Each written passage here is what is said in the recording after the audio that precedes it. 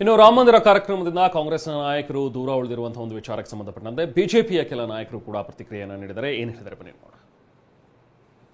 ಕಾಂಗ್ರೆಸ್ಸಿನ ದುರ್ಬುದ್ಧಿ, ಕಾಂಗ್ರೆಸ್ಸಿನ ಕುತಂತ್ರ ರಾಜಕಾರಣ, ಮುಸ್ಲಿಂ ಓಲೈಕೆ ಮಾಡುವಂತ ರಾಜಕಾರಣ, ಪಾರ್ಲಿಮೆಂಟ್ ಚುನಾವಣೆಗೆ ಅವರಾದ್ರೂ ಒಬ್ಬರಾದ್ರೂ ನಮ್ಮ ಕೈ ಹಿಡೀಲಿ, ಮುಸ್ಲಿಮರು ಮಾತ್ರ.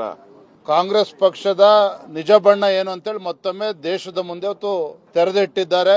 ಮುಸ್ಲಿಂ ಲೀಗ್ನವ್ರು ಕರೆಯುವ ದಾವತ್ತಿಗೆ ಹೋಗ್ಬೋದು, ಆದ್ರೆ ರಾಮ ಮಂದಿರದ ಪ್ರಾಣ ಪ್ರತಿಷ್ಠಾಪನೆಗೆ ಹೋಗ್ಲಿಕ್ಕೆ ಮಾತ್ರ ನಿಮಗೆ ಸಂಕಟ. ಇನ್ನು ಆರಗ ಜ್ಞಾನೇಂದ್ರ ಕೂಡ ಈ ವಿಚಾರಕ್ಕೆ ಸಂಬಂಧಪಟ್ಟಂತೆ ಸಾಕಷ್ಟು ಆಕ್ರೋಶವನ್ನು ವ್ಯಕ್ತಪಡಿಸಿದ್ದಾರೆ. ಕಾಂಗ್ರೆಸ್ನವರು ಅಲ್ಪಸಂಖ್ಯಾತರ ಮತಗಳಿಗೆ ಜೋತು ಬಿದ್ದಿದ್ದಾರೆ, ಸೊ ಹಾಗಾಗಿ ಅವರ ಓಲೈಕೆ ಮಾಡೋದಕ್ಕೆ ಈ ರೀತಿಯಲ್ಲಿ ನಡ್ಕೊಳ್ತಾ ಇದೆ ಕಾಂಗ್ರೆಸ್ ಅನ್ನುವಂಥದ್ರ ಬಗ್ಗೆ ರಿಯಾಕ್ಟ್ ಮಾಡಿದ್ದಾರೆ. ಜನವರಿ 22ನೇ ತಾರೀಕು ನಡೆಯುವಂತಹ ಅಯೋಧ್ಯೆಯ ರಾಮನ ಪ್ರಾಣ ಪ್ರತಿಷ್ಠಾಪನೆಯ ಸಂದರ್ಭದಲ್ಲಿ ಕೊಟ್ಟಂಥ ಆಹ್ವಾನವನ್ನು ಕಾಂಗ್ರೆಸ್ ತಿರಸ್ಕಾರ ಮಾಡಿ ಭಾಗವಹಿಸೋದಿಲ್ಲ ಅಂತ ಹೇಳಿದೆ. ಇದು ನಿರೀಕ್ಷಿತ.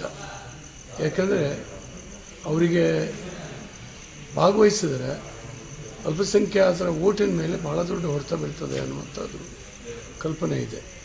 ಹಾಗಾಗಿ ಆ ಓಟಿಗೆ ಜೋತು ಬಿದ್ದಂಥ ಕಾಂಗ್ರೆಸ್ಸು ಇವತ್ತು ರಾಮನನ್ನು ತಿರಸ್ಕಾರ ಮಾಡಿದೆ.